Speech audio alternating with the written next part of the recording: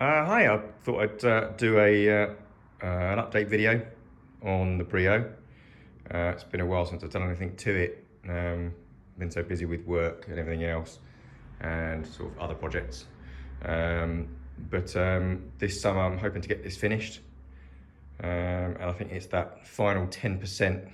I think that's going to be a real toughie because we've got some difficult things to do.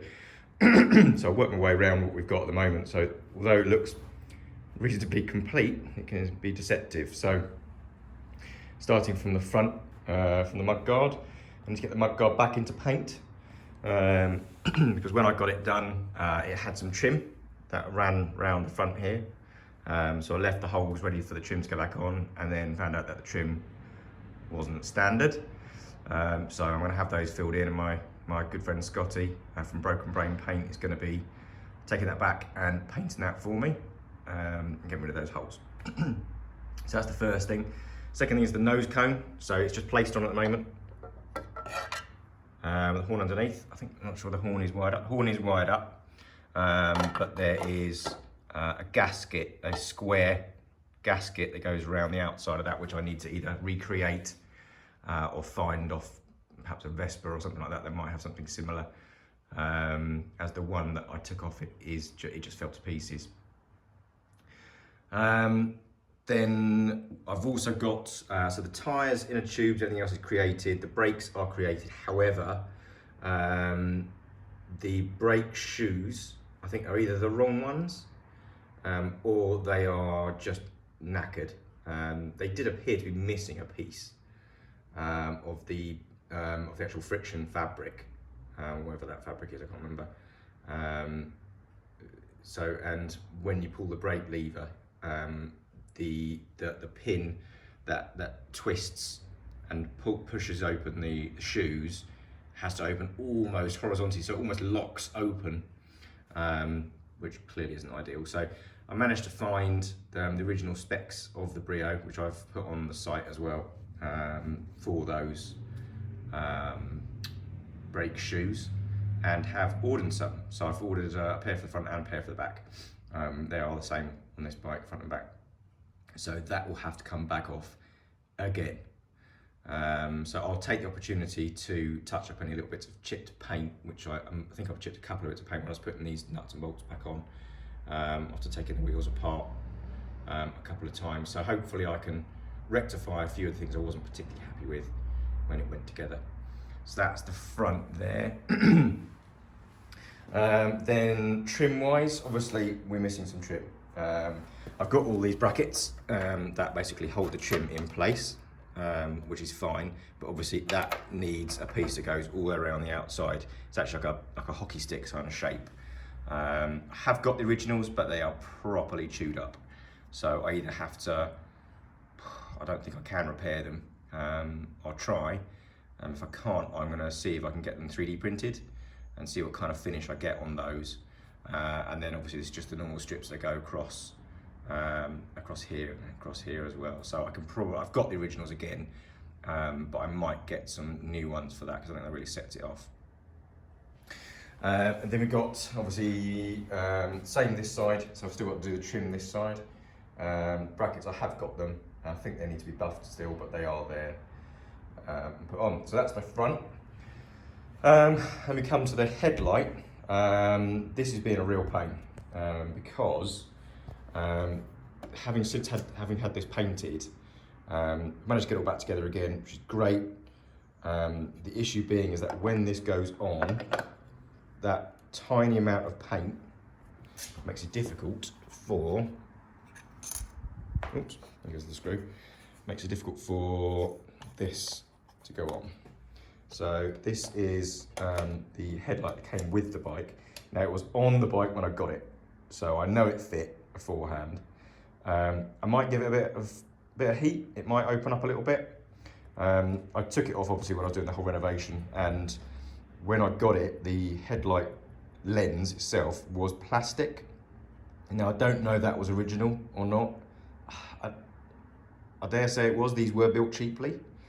But I didn't realise, on a particularly cold day in the garage, and when I was cleaning things up, it felt like glass, and it caught me off guard. and I went to buff the lens and I burnt it with the buffing wheel, the orbital sander, which made a massive big burn in the side of it. I've got it upstairs somewhere. So I had to replace that. Found this from a scooter site. Again, I've put the link on the website as well, which has been absolutely brilliant actually. Loads of old stuff. So this is a proper Innocenti glass lens and it looks way better. So that's all back together, ready to go on.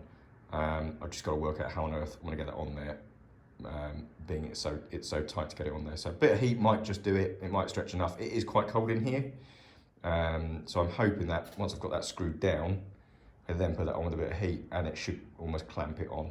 There are 3 screw holes as well to hold it in place. So that's literally the front. Everything else is okay in here pretty much. I need to sort of fettle around with the cables. Obviously we've got a throttle cable going through here, and that does actually work. Let's put that down for a sec. And that does actually work, and that is actually pulling the throttle down here, I believe. No, that's a lie, it's not connected.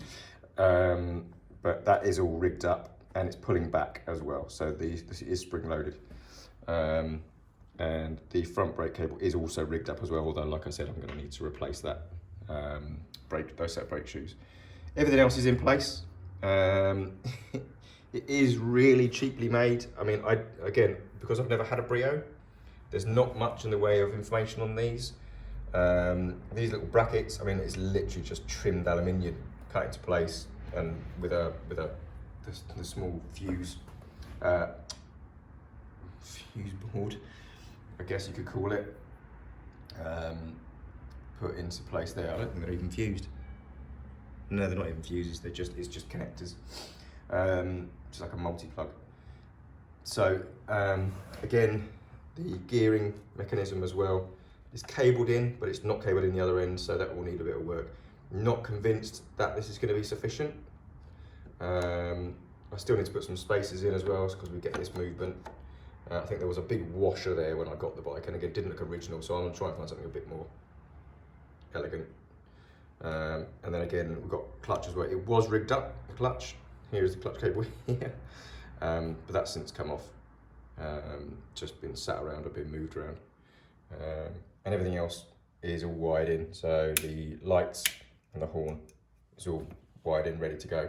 I have tested the horn. It sounds very cute, exactly what you expect from a 1960s Italian scooter.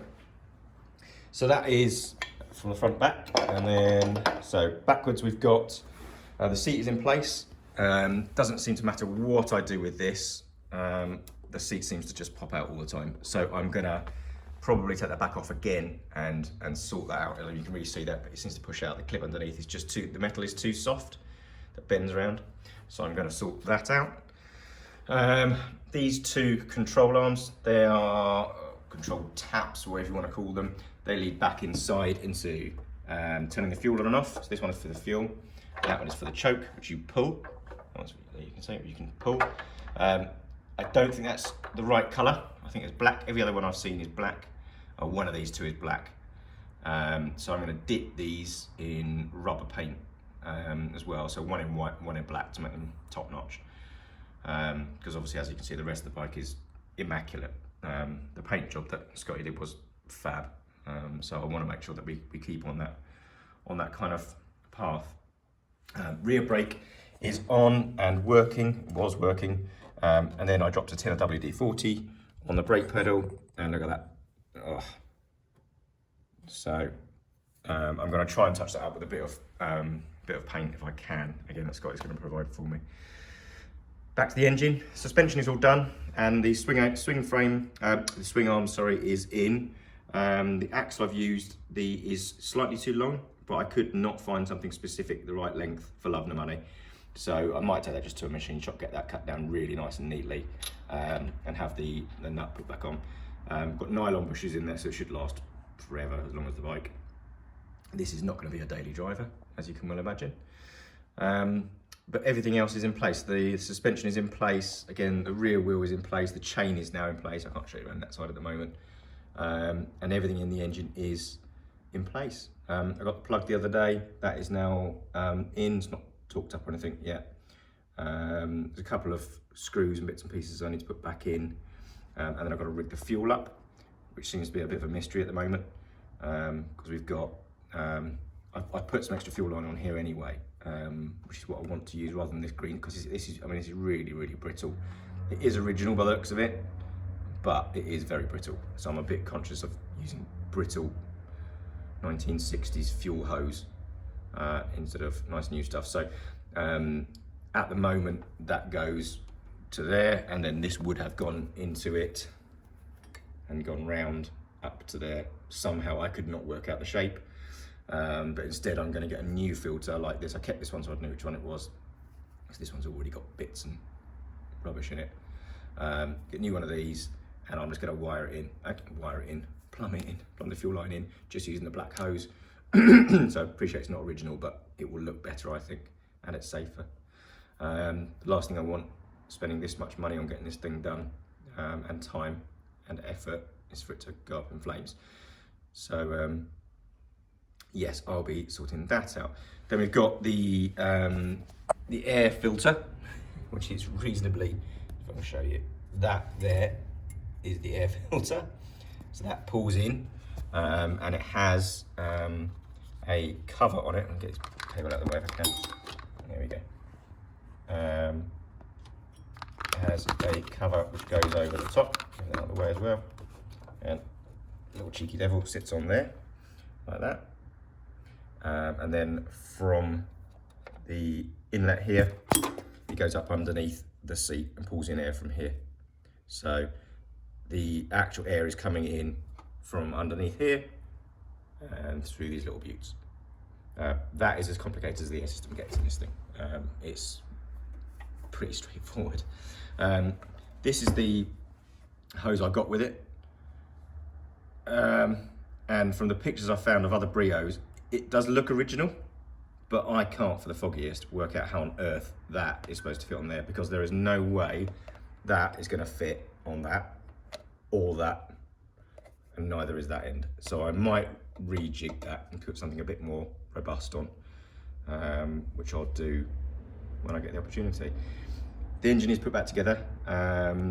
My sister's boyfriend Gary finally put the engine back together down at Haynes Motor Museum where he works, which is really, really pleased. I'm very, very happy that he did that for me. It was very kind of him.